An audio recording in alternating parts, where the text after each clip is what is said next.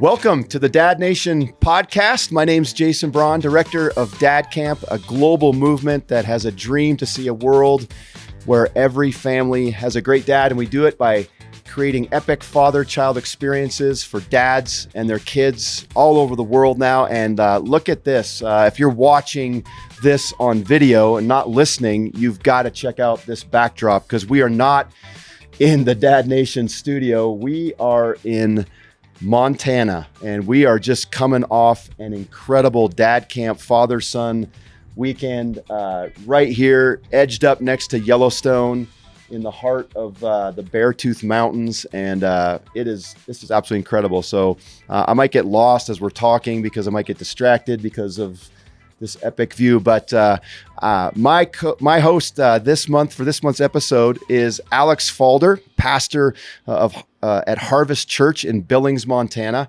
and Matt Crittenden, my co-host, general host. He's not with us this month. He's doing his ER physician busyness and world, and he was unable to travel to Montana with us. And this podcast is going to be shot here in the next week or released. And so Alex is stepping up to the plate. And so welcome to the podcast this month, Alex. It's really good to have you. Yeah, it's good to be here.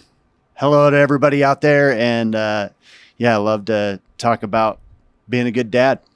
So Alex and I's story goes back a little bit, and I'm going to let you kind of just share the journey that has led us to being sitting here right now at Clydehurst Christian Ranch here in Montana. But I remember we met at a leadership conference in Kokomo, Indiana. Yep. And I remember coming up to you and inviting you to this thing called Dad Camp. And I got a little bit of a tired look on your face, a little bit of oh, here we go again. Here's another one of these guys trying to invite me to come be a part of something he's doing as a pastor yourself and have kind of with all those responsibilities. And but you took me up on that invitation, and I thought I'd let you kind of share the rest of the story. Yeah, and it's been kind of a long journey here.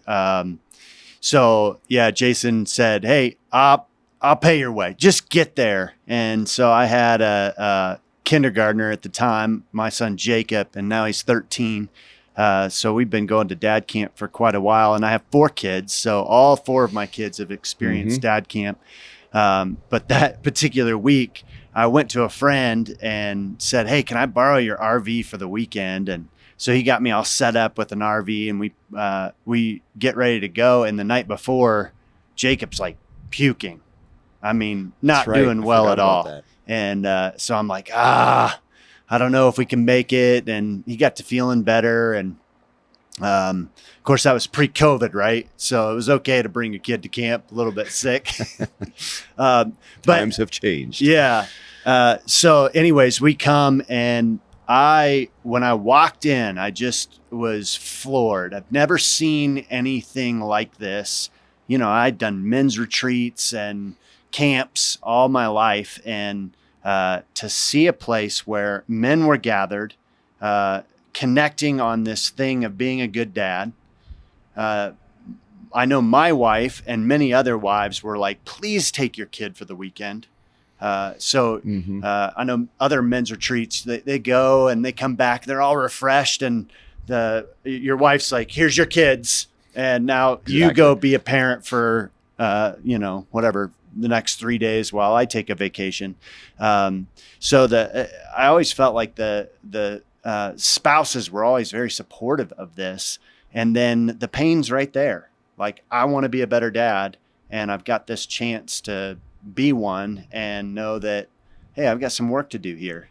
So all those pieces come together at Dad Camp. And so I was sold, ended up bringing kids back, my daughter back, and Jacob just kept coming back. And I think Jacob's been the most times. I think you're right. But all of our kids have, all these legacy pieces on their top dresser. Now that picture that I love to share, is that from your first or not? Yeah, that was Jacob was in kindergarten, and that was my first time doing the legacy piece. Just an incredible picture, a moment that was captured by another dad on your team of you just on your knees, looking Jacob in the eyes and just affirming him. And it's one that I share a lot, but it's just been one of my favorites. I love that moment. So, but yeah, so you then started bringing. Yeah, I brought, I think the first time back, I brought 4 or 5 dads, and then it became 10 dads. And so I was going back to my church saying, hey, you dads got to experience this just like you were to me. And I think just introducing each one of them. And so that was probably 4 years. I was doing that and I was a senior pastor at a church. And so I got a call out here to Montana. And I remember my last dad camp just feeling so sad, like, man, we're going to miss this. My kids are going to miss this. And one of my daughters still hadn't gone yet because she wasn't in elementary school yet. And I remember being sad about it. But then as we went to Montana, my kids were like, Dad, what about dad camp? What are we going to do there? Because it was such a special part of their year. They loved it so much. So, I talked to Jason and I said, hey, what would you think about maybe taking this dad camp to Montana? I'm going to be there. We've got men's ministry and things like this at my new church at Harvest, and let's do it. And I think it took me about a year to get settled in.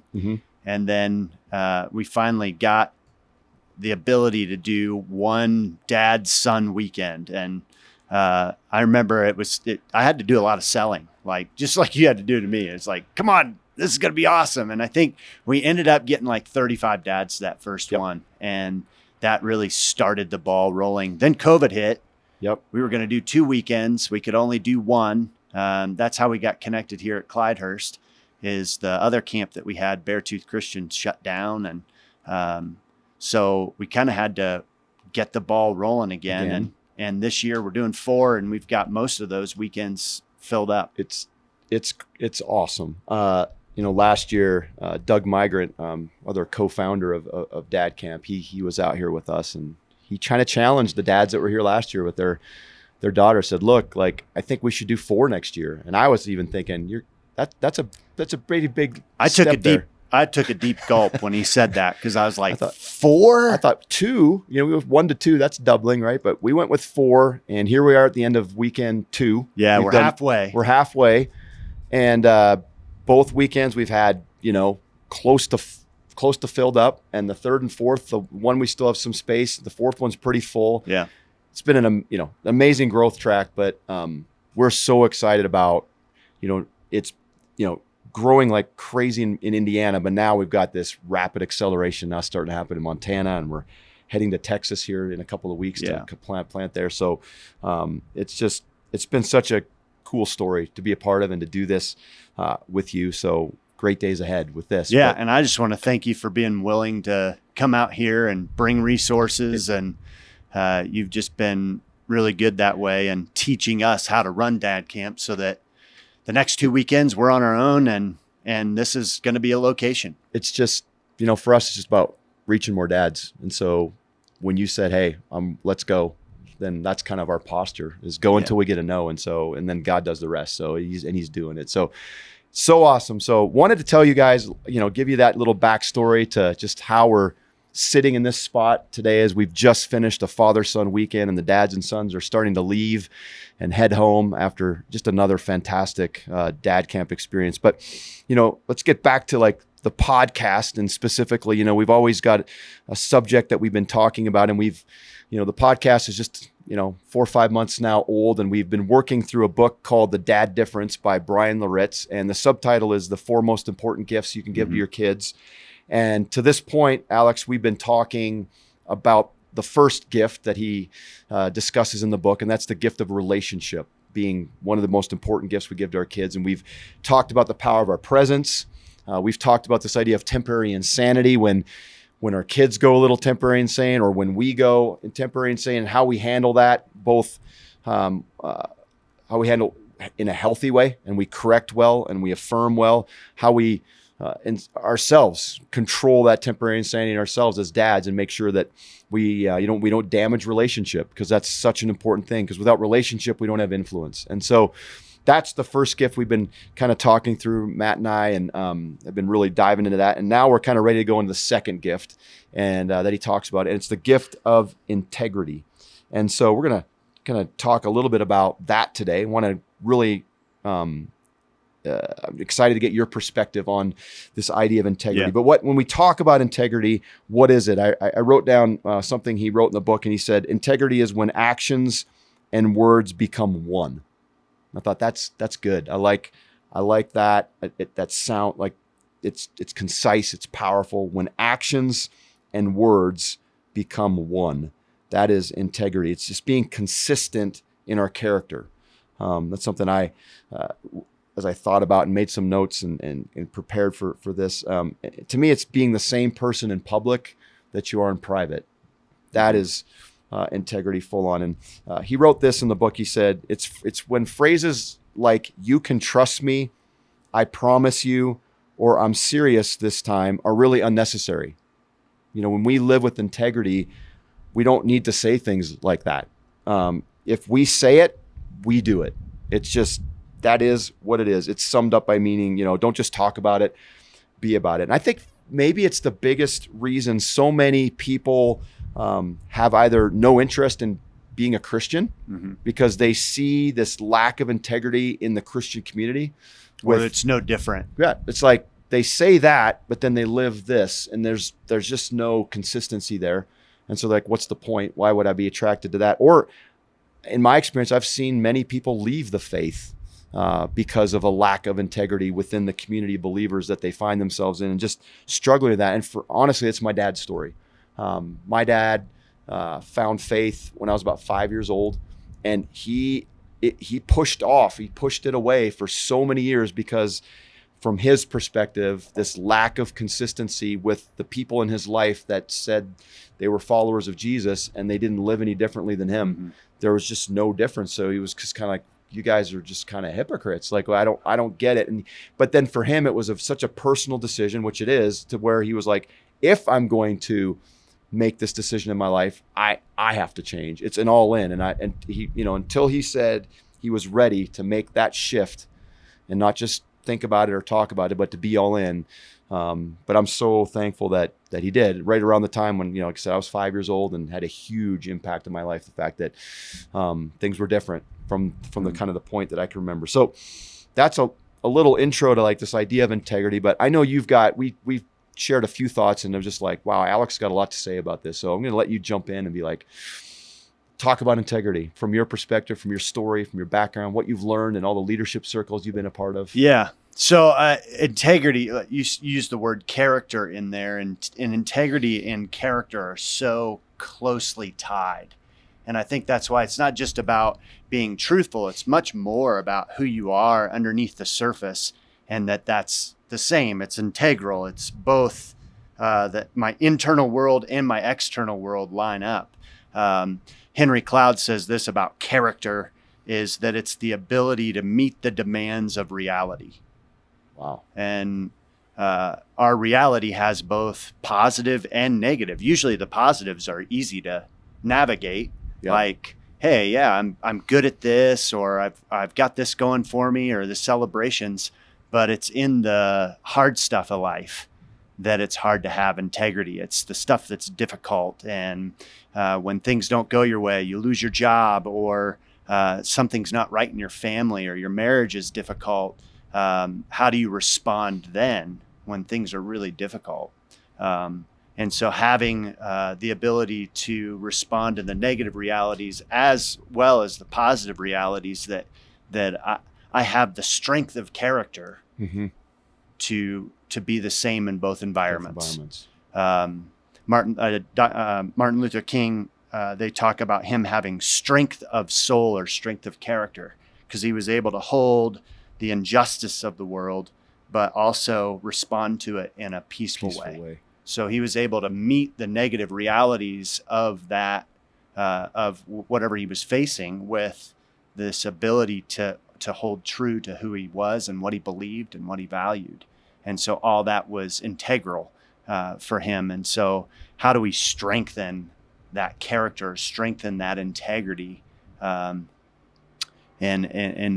it's difficult, right? It's tested when the hard stuff comes. But I know in the scriptures, I love Romans 5, but it says suffering produces perseverance, perseverance, character, and then character, hope. And hope doesn't disappoint us. It actually lets us grab on to our future because we have the character to make it through. And I think God builds that stuff in us. And so the negative stuff can now be seen as a way to build that integrity, a test for me to step up to the plate and be the same guy in the bad stuff as well as the good stuff. And, as we're thinking about being the best dads we can be and why this is such an important gift when we lack, in this area and fail to give this gift consistently to our kids, it just impacts that relationship that they have because they see this disconnect. Like,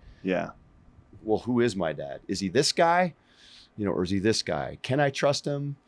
And when that happens, then we start losing that influence that we so desperately need to have and consistently keep as they grow and get older, and move on in their lives. There's guys, I want you to remember that I'm going to share a story from the book, but remember this, maybe this quote or this saying, and maybe that's all you need to remember when you're in positions of maintaining integrity. But it's just the saying, eat your Wheaties. Eat your Wheaties. There's a story in the book that Brian Loritz, the author, talks about. His dad is Pastor Crawford Loritz. Many of you maybe have heard of him. He's very well-known pastor. And he would get the privilege of being a chaplain for football teams, professional football teams. They come into the Atlanta area. And Brian's hero at that point in his life, he said, was Walter Payton. And the Bears came to town, and he got the opportunity, his dad, to be the chaplain for the game when the Bears came. And so Brian got to go with him, and they're sitting, and it was like a breakfast, I think, event of some kind. And they were sitting, and he goes, I got to sit literally next to Walter Payton. So he's just like, this is the highlight of his life. His hero is sitting next to him, Walter Payton. And they're having breakfast, and he notices that Walter is eating a bowl of Raisin Bran. And he was kind of like, what? Yeah, like, what's that about? Like, hold on a minute. I eat Wheaties every day because Walter Payton is on the cover of a Wheaties box. And so if Walter eats Wheaties and that's my guy, I'm eating Wheaties. I may not like him a whole lot, but if Walter's doing terrible. He's doing it. And they are terrible. They're terrible. And so he had the courage, I don't remember how old he was, but he was a young boy. He had the courage to actually ask Walter Payton, hey, why are you not eating Wheaties? And Walter's response was what you just said. They're terrible. Like, I don't like Wheaties. I'm eating Raisin Bran. But to Brian as a young man, but hold on a minute. Are you the guy on the Wheaties cover? Yeah. Or are you the guy sitting next to me right now? Because I ate Wheaties because the guy in the Wheaties cover ate Wheaties, and now suddenly, so I don't have to eat Wheaties. So the point there being, guys, eat your Wheaties. Like, stop the pose. Don't be someone in one context if you're not going to be it in another. Mm-hmm. Consistency is so important. And he wrote this, and I just going to read it to you guys. But this is kind of how he closed this chapter. He said, our kids need dads who will eat their Wheaties. I think you get my point. Our world is populated with enough people who have become public successes, but private failures. It's easy to project one image on social media, but when it's just us with our children, they see us eating Raisin Bran. We need dads who will honor their wives in public and behind closed doors. Dads, we need you not to just lecture your children on the evils of pornography, but to fight the good fight yourself. And may our word be so good, we don't need to say things like, I promise, I'm serious this time, or you can trust me. Let's eat our Wheaties. Yeah. Good stuff. Good stuff. Yeah. Any more words there, Alex? Well, I feel like I meet with other men all the time that maybe they had a dad that had an underworld, and then they discover it later on in life where they thought, oh, I thought this was my dad, but then I discover he had an affair or maybe something, an addiction that he had hidden. And it just kind of wrecks their world a bit to say, oh, my dad had this underworld, and it actually creates a split in them as well, where they start to develop the same underworld, or they start to push out this false image or false self out there, cut corners, think that you can get ahead with this one image, but down here, this is who you really are. And those aren't together. They're not integrated. And that's where I see a lot of men get in trouble, is in that underworld that no one knows about. And so the real answer is how do you bring that underworld to light, to start bringing it into relationship? Or like at dad camp, we have these dads talking to one another about these flaws that they have that no one knows about. Bring them into the light, confess them to Christ. And then there's healing and wholeness that comes through that helps us be truthful, honest. We are the same person. You mentioned something to me yesterday, I think, as we were talking here in Montana, that cutting the corners thing. Like so many times we think if we cut the corners here or there, that it's going to be the way to a quicker victory or success or something like that. Yeah. But ultimately, in the long run, what happens? Speak Stephen Covey says speed or trust is speed. And over time, when people trust you, even if it's at the detriment, so like you're honest and it actually sets you back, that honesty and vulnerability is going to propel you in the future. And so when you have trust, when you have people in your organization or your family that trust you, there's no second guessing. Yep. And it actually propels you forward and gives you success in the long run. And it's beneficial for your kids because they get to see somebody they trust and they know that that's the way the way it's going to be, and it's honest and it's truthful. Trust is speed. Yeah. That's a good one. I mean, I'm going to really think about that. Trust is speed. You know, guys, that's what this integrity topic is all about, is maintaining trust. And at the moment we create a divide there, a split there, you know, we lose that speed at which we can influence and lead our kids. We just lose that ability. And ultimately, guys, it's all about us leading well and influencing well. So the gift of integrity is everything. You know, when we take a step back there, it takes a long time to get that back. Especially as your kids get older, they start to sniff those inconsistencies out. Guys, just be consistent. Take this idea of integrity to the bank, live it out, get some guys around you to help you. Get that in your life.